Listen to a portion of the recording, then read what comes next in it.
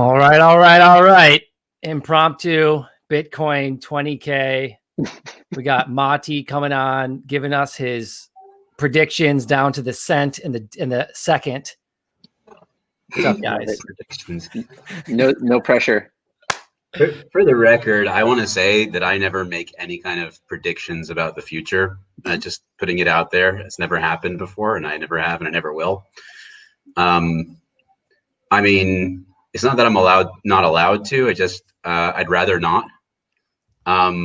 Anything that you might see on social media or other is incidental and not to be construed as investment advice or a solicitation to invest in a specific product or commodity. And that past performance does not indicate future results in any way, shape, or form. Fuck that. Works. Beautiful. Unless I was right, in which case, yeah.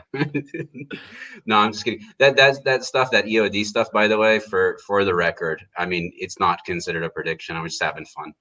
Those are classed as shit posts. Yeah. So if you were to look at a prediction, what data would you look at? Oh, I heard these guys called LunarCRUSH. I mean, I've been watching their website all day, and you gotta run me through what we're seeing now, John, if you would. I'd love to see how this looks like from your eyes and your perspective. Sure. Given the social insights. John, while you pull some of that stuff up, you guys in the chat, if you've got any questions for Mati, throw them in there. Not obviously. I got a question for them in the chat, by the way. Cheers. What are you drinking? Drinking. What are you drinking? This is my question.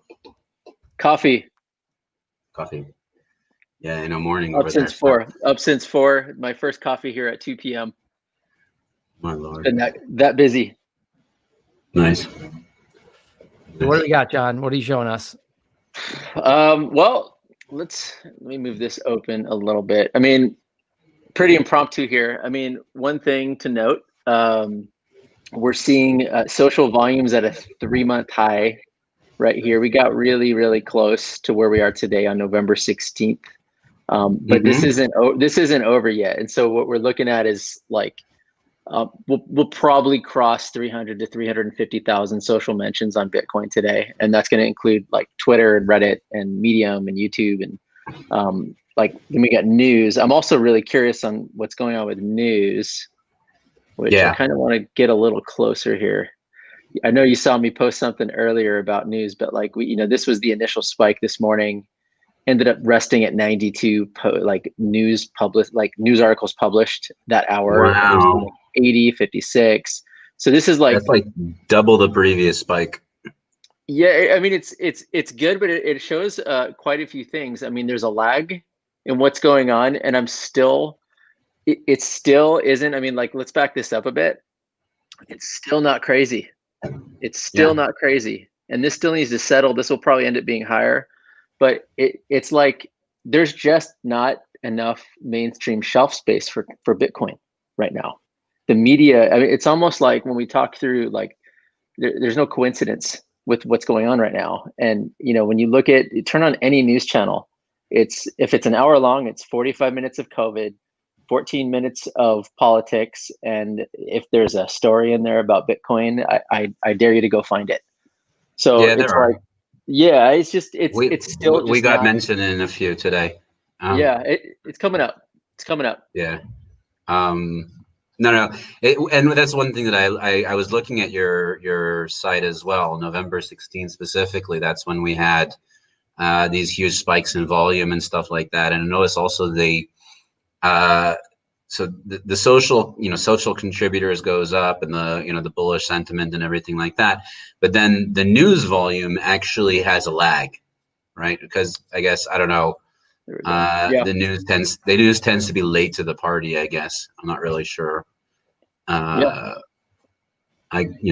happens. Things happen first on social media, and then I'm going to read about them later on. This is just a fast market, right? We're moving at the speed of social versus, it takes time to write an article. It takes time to publish it. It takes time to get it out there. And, by the time that's happened, I mean, if that happened today, even if someone noticed the rally at crossing 20, no, here we are. What we're 21,329. You know, But you know, 13, they should have been ready for this. I mean, they should have been preparing at least. I think they I well, mean, they were a little they bit. had You saw a they lot had 2 more. weeks to write this damn article. Honestly, Yeah. all I need to do is publish. So I'm going to ask a question that I know everyone probably listening is going to get to, whether you're going home for holidays, Hanukkah, Christmas, whatever you're doing. You're going to have people in your family ask, why is Bitcoin going up now? Right. And that's the question that they're going to ask. That's something that general. So I want to hear. My family doesn't ask that anymore. They already know. We've been through this. We're like third cycle already. We're good. It's a very simple factor of digital scarcity. There, limited number of Bitcoins. So the more people want them, the only way that they can get them is to raise the price. I mean, imagine you're going through a marketplace, right? And there's only 5 apples left, right? The seller's not going to sell them for whatever, 5 cents anymore. He's going to keep jacking up his price until or at least the buyers come and they keep jacking up the price until the guy sells them over. It feels different this time though than it did. It is different this time. Yeah. It's a different world, man. And as I wrote this in today's newsletter this morning, I was listening to CNBC last night, like first time I listened to CNBC in forever. I'm usually like a Bloomberg guy, but one of my analysts convinced me to pay the $30 to get past their paywall and watch CNBC. Okay, fine, I did it. Yeah. First thing, Jim Cramer. All right, where has Jim Cramer been? I haven't seen him in forever. I haven't heard from him, and I don't know why. And then he gets onto this thing called the lightning round of all things, and he says, somebody comes on and this lady, and she's like, well, I'm looking at this company that's involved in Ethereum. They're building a block. He says, stop it right there. You know that I'm a Bitcoin fan, and everybody who's been following me on Twitter knows that I love Bitcoin. I'm like, really? And he's like, yeah, we're not looking at that company any further. Like, that's all he heard was that it's building on Ethereum.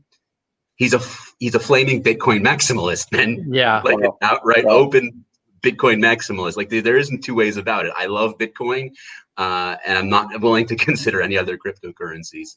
And then, of course, I figured out the reason I haven't been seeing his tweets lately is because he's blocked me some time ago. I have no idea why, no apparent reason. So he's certainly not. Jim Cramer blocked you? Yeah, I don't know why. I honestly you went to him? his profile. Wow. Could be. I don't remember what I said, but I mean, I'm not usually mean. I haven't been blocked by many people, but most of the people that I have been blocked by, funny enough, are Bitcoin maximalists. So, that's pretty typical, I guess.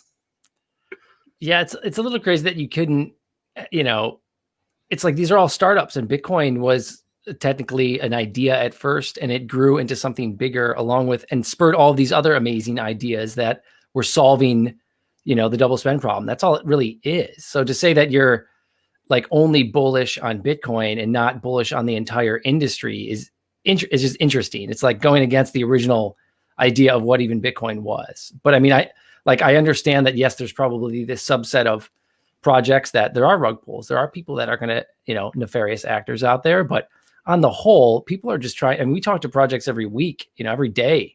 And these are just people that are trying to build businesses, and some good ones, some that aren't going to work out. So what tends to happen, Joe, and you're absolutely correct about this, is people tend to get into an echo chamber. And the blocking, I think, is a cause of the effect that is Bitcoin maximalism. Is that people, especially when they get to a certain level of followers or whatever, they say, I know everything, and now I'm the teacher, and anybody else's opinion is worthless to me. So anybody who disagrees with them, they're just blocking them. And then what happens is you don't get any other opinions, and then your own opinion is then reinforced to you because you hear it over and over again, and you must be right. So it's echo chamber that we found actually in eToro. I mean, before crypto was even a thing, we found that people who were copy trading did better than people who are not copy trading, and people who are doing both copy trading and manual trading, they were like learning from other people, and they were doing the best in the platform because they were not kind of creating their own echo chamber. It makes sense. Education and learning, and then kind of tossing your own spin on it, right? Your own intuition, and that's what we're all trying to do, to create that edge, at least that we think we can create. Exactly. Yeah. Exactly. Yeah. Yeah. John, where's your coffee? Is it time for a drink? Yep. We're all sipping. Yeah. I want to bring up a point about just trust, and I think this year has shown that, I mean, I don't think what's happening right now is a coincidence in any manner with Bitcoin. We've reached a point of distrust in this world that's so extreme that it's time. It's Bitcoin's turn. And I think when you look at the fact of, like, you can argue whether Bitcoin's money or not, you can argue whether it's a payment system or not, but it's both together. And it's like this network that's combined together. And I think when you think of the distrust in the world, and you think of how Bitcoin, disintermediates all those third parties, whether that's a credit card company or a government or bank or anything, and you start to think of, like, it's a very narrow safe haven away from everything. And I think that's a completely different narrative than, an altcoin innovating around a problem, or really, when you look at the rules, whether it be like the tokenomics of how Bitcoin works and how many are in circulating supply and how everything works, it's unique, and it fights the macro problems versus a company wants to have a blockchain to do something cool with. I think that's a completely fundamentally different thing. And I think both are valid. Both are valid from different perspectives. It's like the world is just extremely inefficient right now, and untrusted. So I think anything that just removes that distrust is huge. So I mean, this could not be more exciting. I mean, even like the conversations we've had lately are just like, I'm like, I can't wait to do more research and talk more about this stuff, because it's like, man, like all this stuff we've talked through since 2013, 2014, it's happening. Right. Yeah. Crazy. Yeah. Yeah, it is. It's exciting, and to me, I mean, I think to everybody, it's quite clear by now that this latest rally, and we did rally very hard, very fast. We went from 10K to 20K. It took like 6 weeks or something like that. Yeah. And I think it's quite clear that, the reasons behind it, and we've been keeping a list at Quantum Economics of all of the institutions and multinational corporations that are now being bullish on Bitcoin and the crypto world in general. And to have that kind of backing. So if you think about it as like a kind of a tree, right, a fruit-bearing tree. Right. In 2017, what happened is we got all of the low hanging fruit, right? All of the people who were like, yeah, fuck the Fed. Yeah, those bank bailouts shit sucks, doesn't work. And we're going to opt out. By now, we've reached the top of the tree. I mean, Larry Fink, man, himself. I mean, for those of you who don't know, he is the CEO of BlackRock, the largest asset manager in the world. The Federal Reserve's personal piggy bank, and the benefactor of 10 years of the main benefactor of 10 years of quantitative easing, is the way he's talking about Bitcoin is like something little, like something juicy that he just wants to, he's talking to Mark Carney, like the biggest career central banker in the world. You see Mark Carney just like touching his face, like so obviously nervous, and Larry's like asking questions like, well, can Bitcoin unseat the US dollar as the global Federal Reserve? This is Larry Fink. Wow. So Mati, on that note, do you think that they're bullish on Bitcoin or so bearish on everything else and looking at Bitcoin as the narrow path out? Yeah. Well, I mean, he's certainly looking at it as something tasty. It's got a sweet little market cap on it, type Yeah, of right, right. deal. People are all about profits, but think about the way Elon Musk says that we need to go to Mars and we need to be an interplanetary species for the sole purpose that on a long enough timeline, the Earth will be destroyed, and if we are not off it by then, we're screwed, right? And I see fiat money as kind of the same thing, right? We need to be a multi-monetary system because the fiat money is inherently flawed, and in a long enough timeline, will always dump.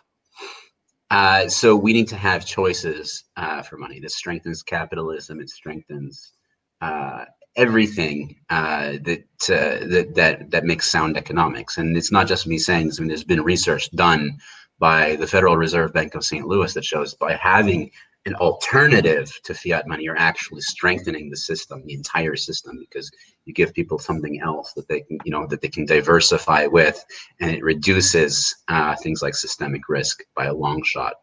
If we go one step further and see that the way the U.S. is handling stable coins right now, everybody keeps saying, there's a race, right? And CBDC, China's burning through milestones. China's digital yuan will be bigger than Bitcoin within the next few months. I mean, quite honestly, they'll be their transactional volume and I mean everything. They're like they've got JD.com already running on the digital yuan. So if it hasn't passed already, honestly, I don't have the metrics from China's CBDC. But the way that the U.S. is handling it is a lot smarter. They're providing a decentralized system, right? They're letting the financial institutions and the corporations. Thank you, 2D Gamma. That's awesome hearts over there. Hearts. Gamma Mania, if I said that correctly. They're providing the ground layer for a diversified monetary system where you have much less systemic risk, because if Wells Fargo goes under, they don't bring the entire US dollar system with them, right? They bring down the Wells Fargo dollars a little bit, right? Mm-hmm. And the JP Morgan dollars will get stronger in relation. And then that way, when people are able to choose their own form of money and have different options, you're only strengthening the system. Yeah. No, I mean, you think about even some of the larger hedge funds out there that, John, we talked to early on, it was just too small. I mean, Bitcoin was even too small for them to take positions and move it around. And it's like, we always thought that would kind of represent this next leg up, right? From the 20K to 100K is people putting big bets on the table because they're worried about other things that are out there. And it's like block by block, day by day, it just gets stronger. Right. And eventually the risk is kind of moved away by some of these other people, like the Michael Saylors of the world and everyone else that's going to, the Mass Mutual. Like, think about, I mean, how old is Mass Mutual? Right.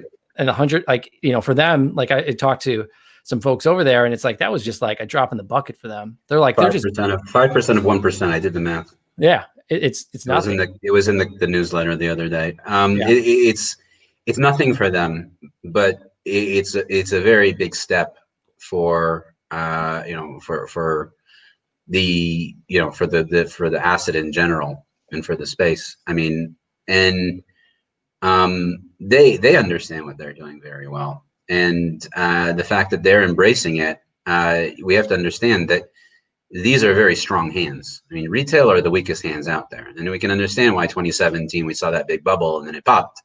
Because mom and pop, they're not going to hold through a bear market. They realize it's going down. They're like, all right, well, I guess that was a bad idea. And they press the sell button. These guys are looking for something to add to their balance sheets, right? They're looking to add something for a longer term, which is largely how gold has been over the last, centuries. As people hold on to it as as part of a diversifier for your portfolio. And in that sense, Michael Saylor, opened the pod bay doors, right? Honestly, I couldn't have said it any better.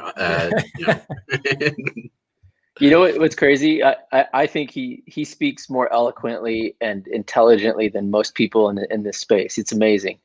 And what scares me is the why he got in and when he got in. And we're back to like the macro picture. He got in because things look scary in March, and you look at what's going on. I mean, I couldn't have dreamed that we'd have corporations issuing bonds so they could buy Bitcoin in 2020. It blows my mind, but it's I'm not so why. sure about that move. Like, honestly, you know, as much as I love Michael Saylor, and he knows it, and he knows that our team is crazy about him, but honestly, Michael, if you're listening, what the fuck were you thinking, man? You're not a hedge fund. You are a freaking software company. Like, open a different corporation. You know, make it. I don't know. Like, and it's interesting. And our analysts also figured out that Norway is holding. You know, the Norwegian pension fund is actually holding MicroStrategy. So officially, all Norwegians are hodlers right now. So it's an interesting idea, but it again comes, you know, it comes back to, and I have the same kind of criticism for Elon Musk, who's, you know, selling Tesla stock, for example, while he's creating SpaceX, and all of the people holding Tesla think that, you know, SpaceX is included. It's just not, you know. Yeah. So right. You have to structure these type of investment vehicles correctly, and I wonder if this was the correct strategy for MicroStrategy. I think I can appreciate that. I mean, like, as a company, thinking about your cash flow and thinking about cash on hand, you are, I mean, we talked about this the other day too. You are a little worried about, well, like, what is my buying power look like with those dollars versus potentially holding some of that cash on hand. I understand completely. You're right. His balance sheet's great. Yes. But raising money in order, issuing notes in order to buy Bitcoin with it, I don't think that's move your slightly place, outside of the. If you are going to get into that space, you shouldn't be calling it MicroStrategy, right? It should be a separate entity that Michael Saylor is leading, or something like this, and that's, you know, but what compete with Grayscale or whatever.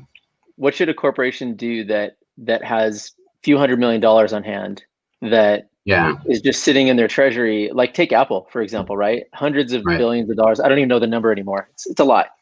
Oh, it's more than that, John. Yeah.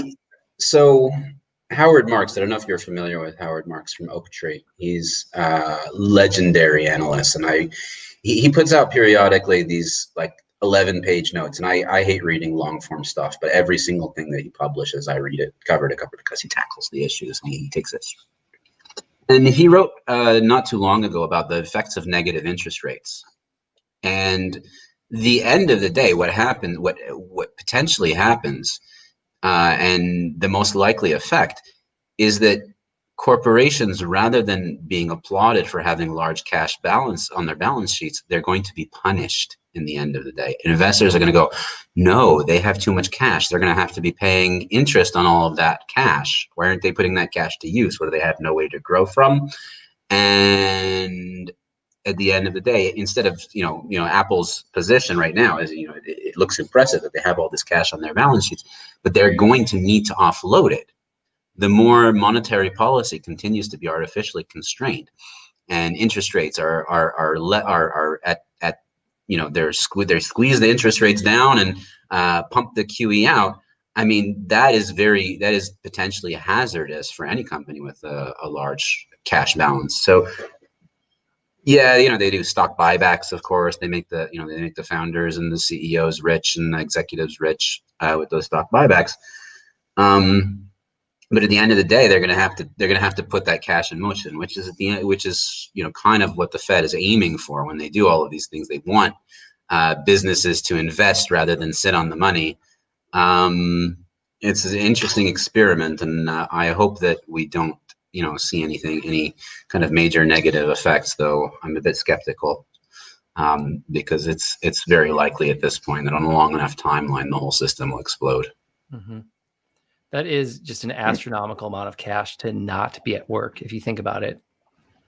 Just not at work.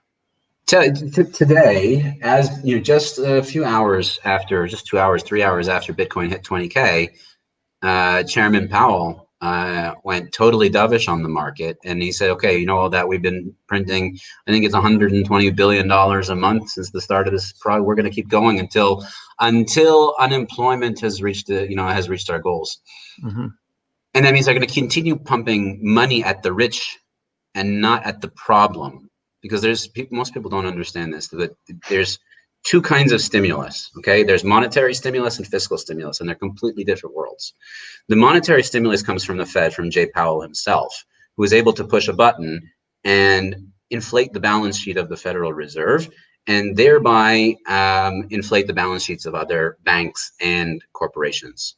Okay, so he's basically giving money to the corporate world. And this is what they've been doing for the last 10 years of quantitative easing. And we see how the stock markets go berserk and they continue to go up, but it doesn't help the man on the street. It doesn't help the guy, who's living paycheck to paycheck. And as we can see even from the Federal Reserve's own studies, that, people just don't have money lying around. And it was like some ridiculous, I think it was like 4 out of 5 people in the United States are not able to come up with $400 emergency money. Yep. Right. Yep. And that's despite all of the work. So the Fed, they don't have the power to put money in the hands. The people that have the power to put money in the hands of citizens is Congress, right? They're the ones who are able to do the stimulus checks, this $1,200 stimulus checks that came at the beginning of COVID. That was because the beginning of COVID was a special time when politicians actually agreed with each other.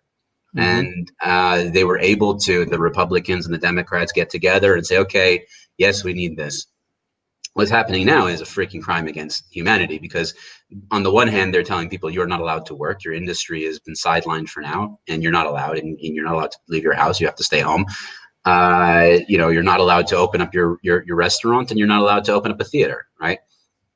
So on the one hand, they're taking away people's livelihood, and they were supposed to, print enough money to, hold those people over. But, they haven't been able to do it because the Democrats and Republicans has split control over Congress, and they're not able to, they both agree. It's completely ridiculous. And I'm sorry that I say it this way, but they both agree that they need to print money in order to give it to people. But neither of them wants to be seen as working with the other side. And this is it's an incredible stupidity that they can't actually just put the pen to paper, sign something, and get the people the money that's required in order to not starve to death and pay their rent and those type of things.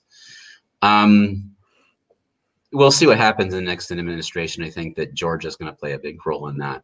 Those runoff elections over there, and we'll see how that ends up. But do you think about is a country at the end of its road when it has to hit the point where the system's not working on its own, where it needs to be? It's not just nudged into place. You're not just kind of nudging you down the road, a little bit of money here, a little bit of interest rate movement here.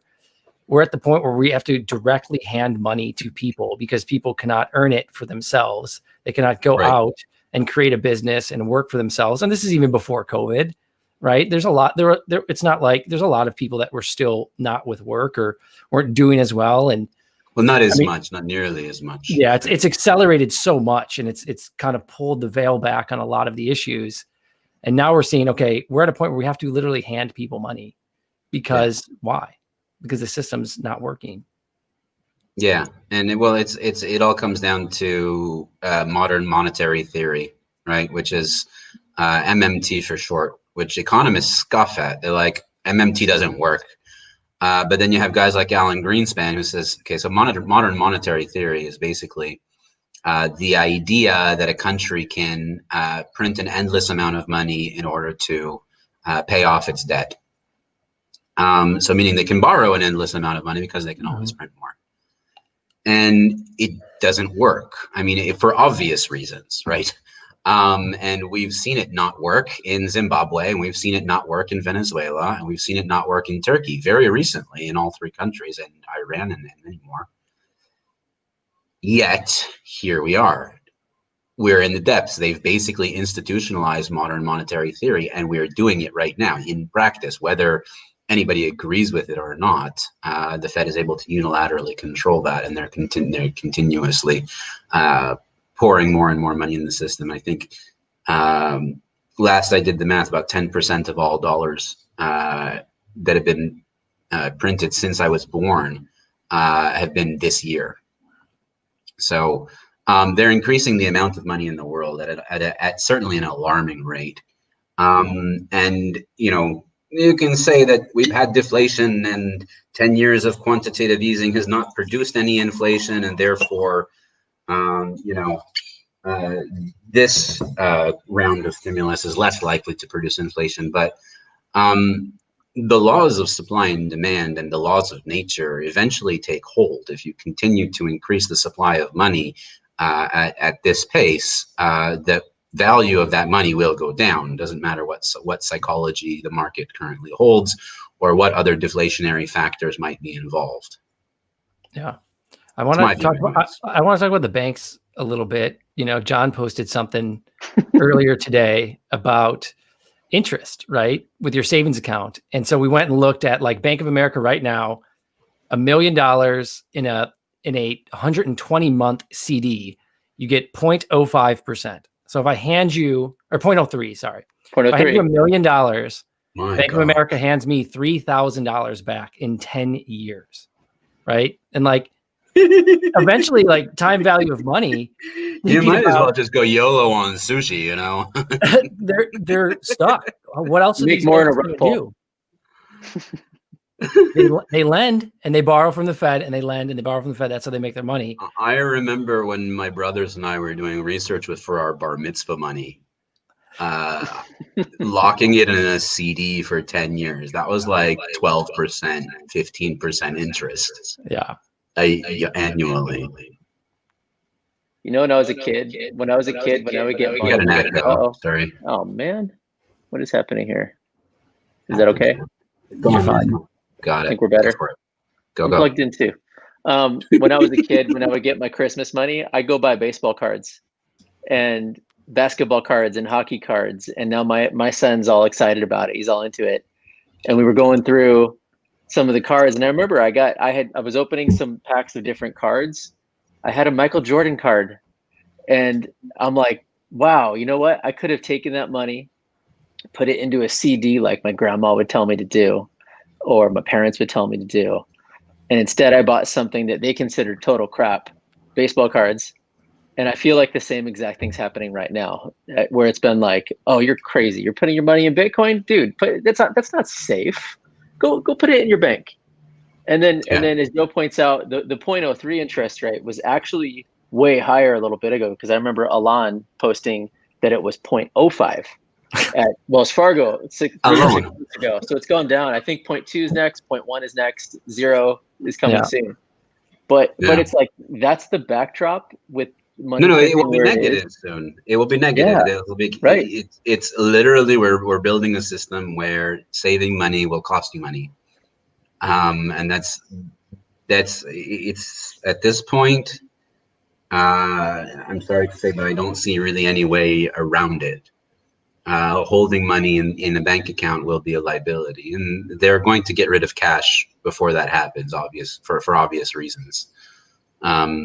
Basically, they don't want people getting around the negative interest rate, and they'll say that it's because of terrorists and money laundering and blah blah blah blah blah blah, and we're trying to get rid of crime. But there is certainly an ulterior motive that they don't want people, skipping out on that negative interest rate.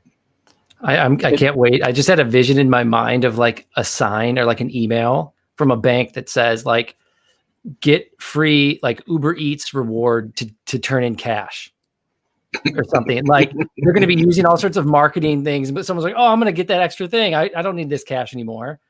Right, like, I can use my digital currency now, yeah. Right, that they can deflate on. I'll use my Apple Pay from now on. Yeah. So I'm not going to shill any projects, but to me, this sounds like the perfect backdrop for not talking about crypto and talking about DeFi as an entrance into crypto.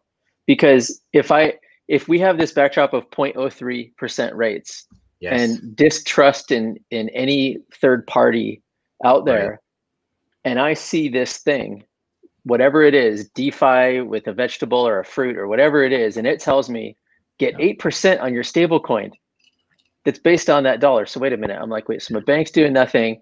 I get 8% over here. It's this beautiful app that's got a single purpose of making me money. And that's all I care about. Yeah. Why on earth am I parking anything but the bare minimum in my bank? Okay, so that is an excellent point.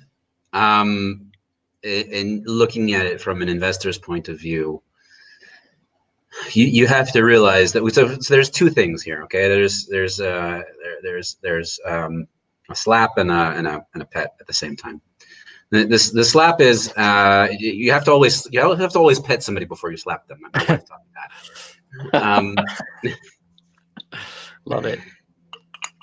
Basically, that 8% is, in my eyes, this is the free market at work, where we don't have the Fed involved artificially suppressing rates, and therefore this independent market is able to actually choose an interest rate that makes sense, where locking your money for a year makes sense to get 8%. That's how it was when I was a kid. But now the Fed comes and says, no.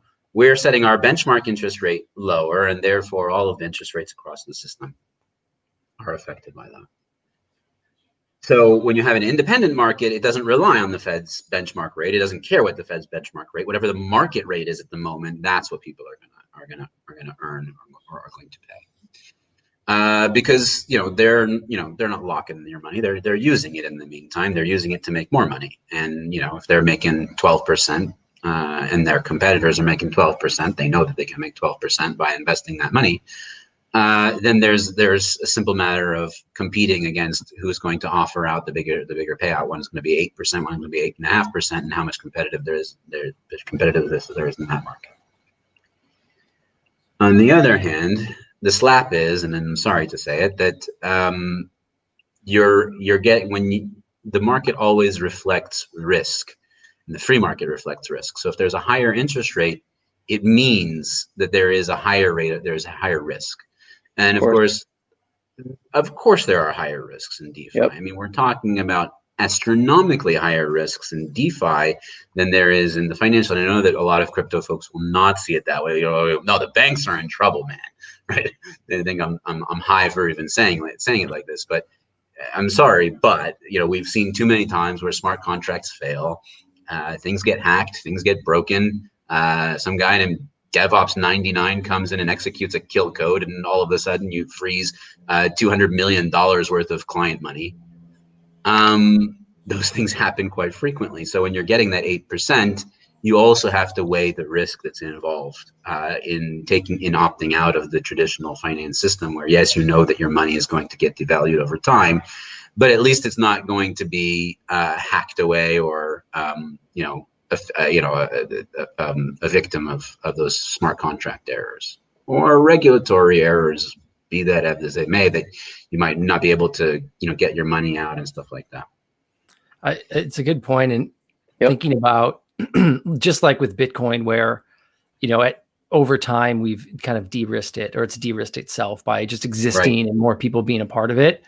With DeFi, it's like, and John, we've interviewed a lot of these people. There's a spectrum of riskiness when it comes to DeFi in and of itself. So it's, looking for the companies and looking for the people that are building something, and peeling back the layers of the onions of which one of these things should I feel more comfortable with? Like, which one of these things has a lower risk to it, because either there's a larger amount of money, they're in a jurisdiction that has better regulation. There's a lot that goes there. And it's like, I think over the next year, with the backdrop of rates and where they're going, is that some of these people are going to start to have, I think, some very big, numbers when it comes to assets under management. And like BlockFi just sticks out as one of them, as is in a difficult. What is their AUM at the moment? I don't know, but I know that they're in a difficult jurisdiction in New York, and I know Celsius just announced 3.3 billion under management, which was like, whoa, right? Yeah. And then I think Aave is another really big one that people have gone to. And I mean, so the question is, Joe, at what point do mainstream investors see the DeFi world as less risky than the traditional finance world, right? Yeah, that's the winner. I don't think we're there yet. Yeah, we'll get there. We will. And I have no doubt, just like in 2017, I had no doubt that the institution, 2018, April 2018, I was on Bloomberg telling them last pump was retail, the last rally was retail, the next one's going to be institutional. And I didn't know how long it was going to take, but here we can see it happening. So that point where DeFi overtakes CeFi, I believe, has a very high potential likelihood of materializing. I'm not as convicted as I was, let's say, about Bitcoin back in 2018, because there still can be problems with it, and there are still things that are untested, and I don't think that we found a real winning combination yet. But what's happening right now is that we see these new economic models being tested, and the more they get tested and the more they continue, the more they're more resilient they become, right? That which doesn't kill you makes you stronger. And every time something gets hacked, the entire space gets stronger, because the entire space knows how to defend against that specific hack, like our immune system. And it gains strength. And I think that over time we can certainly get to that point, and that's when we have a much freer economy and a much freer internet as a result. Yeah, no, I couldn't agree more. And it's the little bit older generation too that I think is going to start looking at some of these things, and you don't need as big of a position, right, to get the same exposure. I mean, think about it. How much capital do you need to put in the Wells Fargo or the Bank of America 0.003% CD versus into any of these DeFi contracts that you're getting even 8%? I mean, it's hundreds of times, more efficient. So it's like, hey, you don't need to be fully exposed to this in order to, your risk level is a lot lower. And I think that once that starts to click for people, I think it's going to get, that's going to make a lot more sense. Put it in there for a couple months, see how it works. Yeah. Exactly. The more people who test it, and the more people it works for, obviously, we can see that there certainly will be setbacks along the way, and I think that there's the entire space of DeFi has grown incredibly quickly, and there we have on our team. Certainly, a lot of people are using it very frequently and using it quite successfully. So, the more we see those type of things, the stronger it will become. Yeah. So they keep focusing on utility. I mean, that's the thing. You go to all these different platforms out there, and it's so much utility on the DeFi side. It's like, wow, you can do all these things. You can be part of a pool. You can there's lending. There's so many things, right? But they haven't focused on being trustless. Like, you're reliant on, I don't know which username you threw out there, Mati, but you're someone in some dungeon or basement somewhere. You're going to put a big chunk of change on that.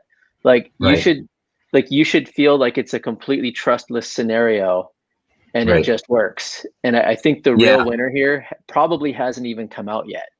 And I think that when you can put your money into something without trusting any third party, kind of that feeling you have with Bitcoin, that wins. And I agree. Perhaps it's built on top of Bitcoin, on the side of Bitcoin. It leverages Bitcoin in some manner. When we're talking about trust, that's security. And what has the most security for this volume of funds? It's Bitcoin. So we're in an interesting environment where it's like, man, I've seen some of these things. I've actually watched, and thank God I didn't get in on some of these things, but I've seen the anatomy of a rug pull multiple times, and I've watched them. And I've watched how you go to Etherscan and there's a bunch of fake transactions from a bunch of fake wallets all over the place, looking like there's demand and people are putting their money in, and there's all this Telegram stuff. And, oh yeah, guys, the white paper's coming soon, right after this fundraise. Just get in now. And all of a sudden, the Telegram. The white paper's coming soon. They don't even have the white paper. Oh, yeah. I've seen that multiple times. The memes are here. The memes are here. We have the memes. Right. Usually they'll call it a light paper, or a white paper, a different colored papers. It's come on, guys. They're making stuff I actually parked the domain meme.invest. Perfect. I have no idea what I'm going to do with it, but someday that's going to be very handy. Oh my gosh. But yeah, it's going to be an interesting year, just considering the macro backdrop that we've been talking about. It's depressing out there, and people don't want to run into a Bank of America to open up that CD for 0.03%. They're just not excited to do it. So people are fed up with the system, and people are fed up with Yep. the system at large, and they've been fed up with the system at large for a long time. And what we're seeing today is that it's not just people, but also the big people, right? It's also the 1% who are now going, wait a second, why are the governments in charge of money? We can have other kind of money too, and we can benefit from that. And I think that's really the reason behind these last 2 months. Is a large part of it, is because those institutional players and those multi-billionaires, they're starting to think now like the retail market did in 2017. Yeah. And it's like thinking about the United States, and it's like we're still only 300 million people, even though, there's still a huge subset of wealth that's here, but there's a lot in other places too. And, there was a fella on Alon's, Blockchain and Booze last night. I think his name is Ian. Alon. Ian Calderon, I think. John, I don't know if you listened to him. Alone. No, I didn't I'm go talking about, there's another guy, his name is Ian. Ian, okay. Yeah. And he was like an assemblyman here in California, and he was fighting for some like blockchain ballots and all other stuff. But the thing I want to talk about is just like how far like behind the US regulation is going to be. And I get it, like inherently, if your currency is the world's reserve currency, you're not like a different country that's like, oh, we'll just throw this thing aside, which is like the root of basically all the power that you have. But at some point they have to start tiptoeing. Wasn't it on your show that Tim Draper was on talking exactly about this point? I mean, he hasn't come on here yet, but it was maybe the LA blockchain. Something I don't remember. Yeah, I heard Tim Draper driving that point home. I mean, it's just at what point does, whether it's a state, I mean, think about California with COVID and, people moving out of San Francisco, people moving out of Los Angeles, innovators going to other places, other states, and these states are competing, the tax situations all over the place. There needs to be some shape around opinions of what is capable and what's not, or you're going to get people that just continually go abroad to build companies and move their money. And it's like, yeah. So, and it was, I think Tim's point specifically was we're now letting an 80-year-old law wreck our ability to innovate and to be the leaders of innovation as we've been for the last few decades. And I think he's absolutely right. And I mean, I've been talking about this for quite a while, and there really isn't much you can do. But as somebody who's, let's say, abroad from the United States, you really kind of look at it and say, oh, it's a crypto project and it's starting in the United States. You're like, right? I've been approached by crypto projects in the United States, and that was my exact reaction. Like, we can do that in Europe, and there's a market there as well, and we don't have any regulatory issues because they like crypto projects in Europe, and that's an unfortunate reality that we have to live with for now. But the good news is that Jay Clayton, the man who's been defending the 80-year-old law, is now gone. So we wait and see who Papa Biden decides to put in that seat, and whether or not they like defending laws or they like innovating more. And we'll see how that goes. The main one, though, I think is Brian Brooks, and I think that as long as he's able to continue his work under a Biden administration, which I think is doable, right? Feasible, think about it, it's feasible. He doesn't have to get fired and go home and get replaced.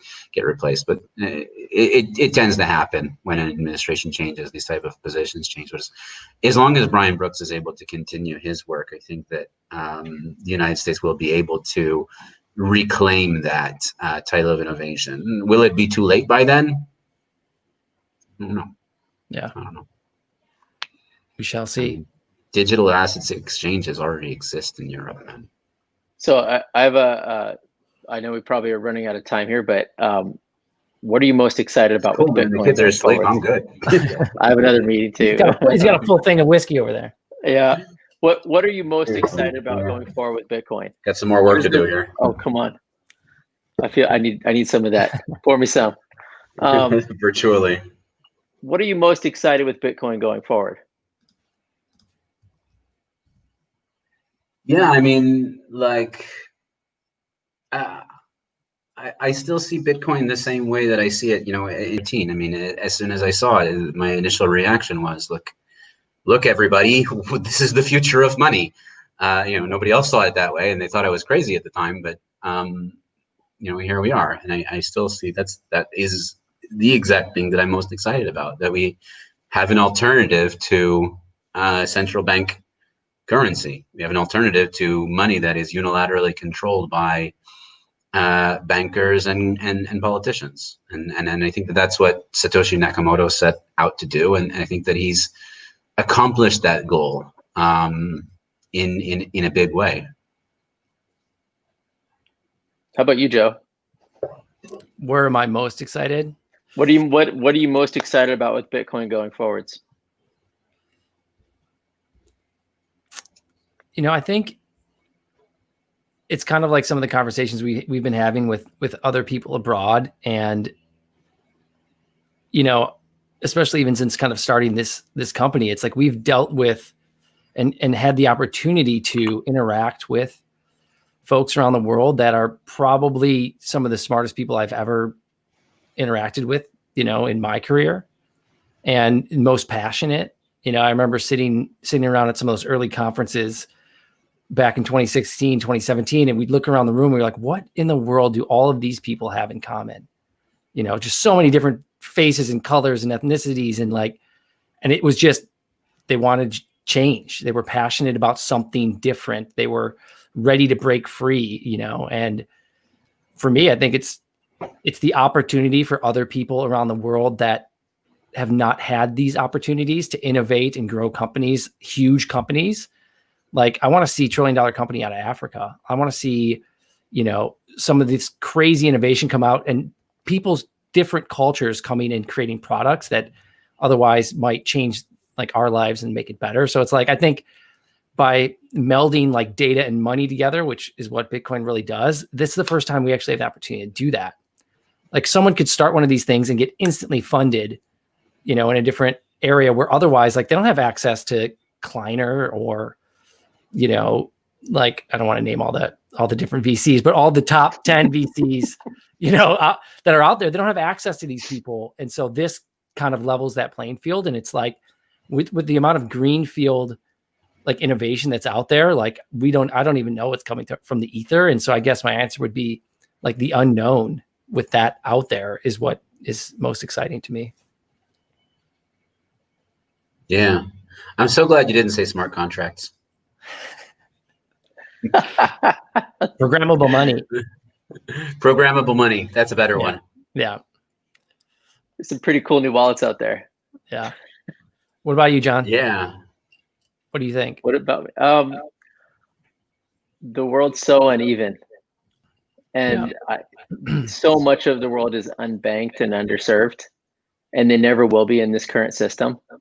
And what excites me the most is leveling that playing field and bringing prosperity to all those people that just got skipped. That's what he the last said. No 100 fair. years. You copied his But it's answer. true. It is true. It is true. I mean, we have a literal perfect system that's being built here.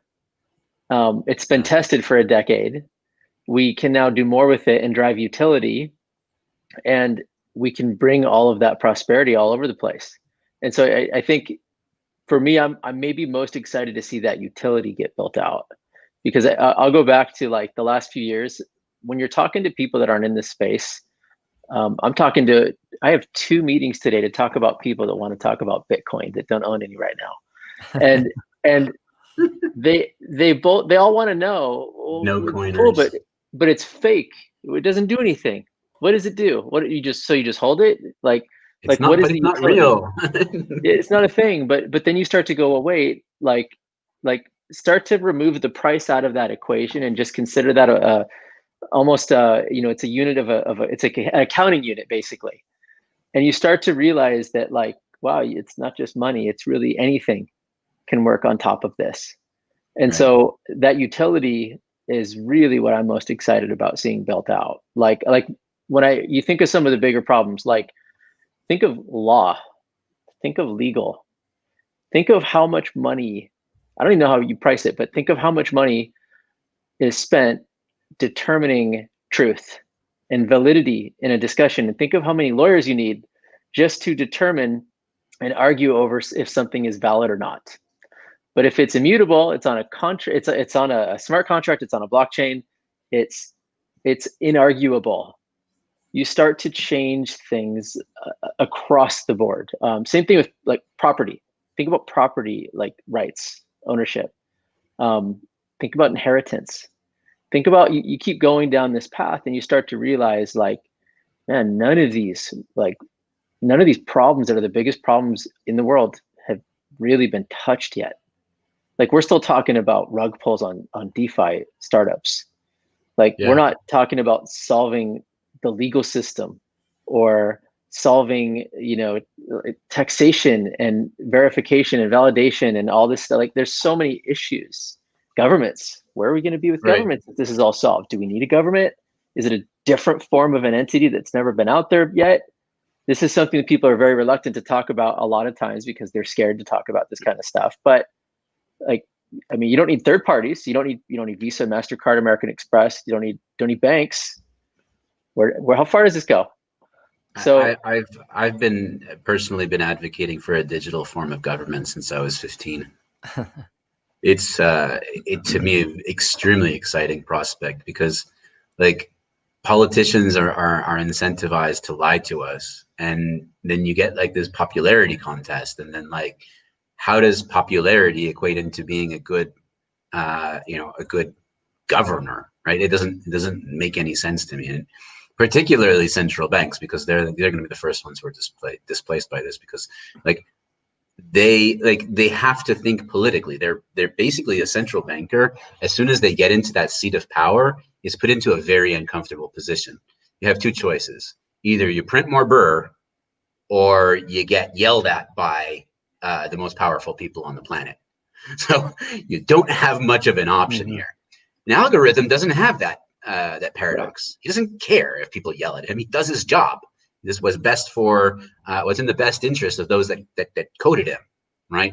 And at the end of the day, it just seems to me like a better system, right? Because Jerome Powell, if you don't push the button and then the stock markets go down, he's going to be the one who's blamed. He's going to take the blame for that. Yeah. Right. Even if he feels very much that the stock markets should go down, right? It doesn't matter. He can't be the one who caused the stock markets to crash. And they play this game of hot potato, and politicians. So politicians are always elected for the short term, and then they make these policy decisions that affect the long term. Bill Clinton caused the 2008 financial crisis. I don't think enough people realize that. He repealed an act called Glass-Steagall, which basically kept the institutional banks from borrowing money from the private banks, right? And when he repealed that act, the institutional banks went balls deep into those private banks, and they took all the money out. And it was years, it was a successful policy for many years until it came crashing down. And by the time it came crashing down, Bill Clinton was he's like, he farted and left the room, man. He's gone. And that happens with politicians over and over again, is that they realize that by the time the negative effects of their actions come about, they're going to be gone. Where they care. Yeah. An algorithm has none of that. An algorithm doesn't care. It knows what's best for the long run, and it's prepared to make that action despite any kind of negative rhetoric that may rebound at them. And I think that in itself is a very exciting and beautiful thing. I mean, think about like the speed of information. Yeah. Right. Like think about what a representative was for. You elect someone to go somewhere and make a decision because they are like-minded. You think like me, you're kind of like me, you live near me, you're going to go fight for me. So you go there and you do that because it could be like a 3-day trip to get there. Right. Or a day-long trip to like travel to get to wherever the decision needs to be made. We don't have that problem anymore. Right. You could crowdsource laws if you wanted. Someone could write them and then other people have to agree on them, but you could send a push notifications to everyone's phone and you can instantly decide on what the law is. Like that's available. That's available today, you know, and exactly. And that's exactly what I was talking about. I mean, yeah. They don't want it. They don't want you to, they No, don't I want know. you to It's have just- that transparency. it's going to The happen. politicians, the politicians. Yeah. right, because they have the power at the moment and they don't want to Right. lose that power. But over time, man, slowly, gradually, and then suddenly, right? We're getting into some fun territory with politics, but it's like, you know, the whole U.S. election that just happened. I don't care what side anyone's on. What is mind blowing to me is that it's even debatable who voted for who, what the final outcome was, why every American couldn't look at that in real time at all times, why they have to turn to the media to find out what happened, to have them call it for you. Like, yeah, the media has always decided the U.S. election. Or not decided, they declared it. They reveal it. Yeah, like the whole system makes no sense. The solutions exist. No one has fully worked on those. And so, I mean, this is like just an election, let alone every bill that gets through the system, let alone, Joe, your vote for every local thing that you live nearby. You don't even know what's going on at your local, like at the local level. You don't even know unless you go to those meetings at the city council. Than the federal stuff that's out there. People don't realize. Yeah. Right. Yeah. Yeah. We got a long ways to go. That's what's exciting. Yeah. A lot of cool stuff to build out. Yeah. Very cool. All right. Well, guys, we did an hour. Wow. I haven't even looked at the price of Bitcoin, which I've been doing every 4 minutes. It's up on my monitor. It crossed 20,000. I gotta change that. It's been up there for a week. Someone called 22K, but no, super fun. I know you don't do predictions, Mati, but where are we going? What's next? 21, 22, 23? So this is my best guess. And of course, it is a guess. We break 20K and we go up to around 88, 90. Wow. And that's when we peak out, because we have a friend called Nash, who is a professor who won a Nobel Prize and is now dead, or recently deceased, I would say. And he came up with this kind of equilibrium where if everybody believes that a specific outcome is going to occur, then they will prepare themselves ahead of that outcome. So if everybody believes that it's going to $100,000, then they're going to take their profits at 99. Right, and if people think that it's going to be at 99, then they'll go to 98, and they'll go to 97. And if that's kind of the feeling, then I believe that we get to that point, and then we can come down. And where's the perfect support level after that? Where? 20K. Yeah. Right. That's that perfect. That's the previous all-time high, and then we come down to 19.5, right, to just test it real bit. But I don't know. Interesting. I don't have any better ability to tell the future than yourself. Yeah. All right. Well, I appreciate you hopping on here. Everyone, we're going to chat backstage. Thanks for coming on, enjoying it. We'll throw it up on the podcast. We'll put on Apple Podcasts. We'll do everything. And follow Mati Greenspan on Twitter. He's the best. It's been a pleasure, man. Subscribe to the daily market updates newsletter on our website, quantumeconomics.io, and you will not be disappointed. All right, Mati, you're the man. Cool. Now, you're the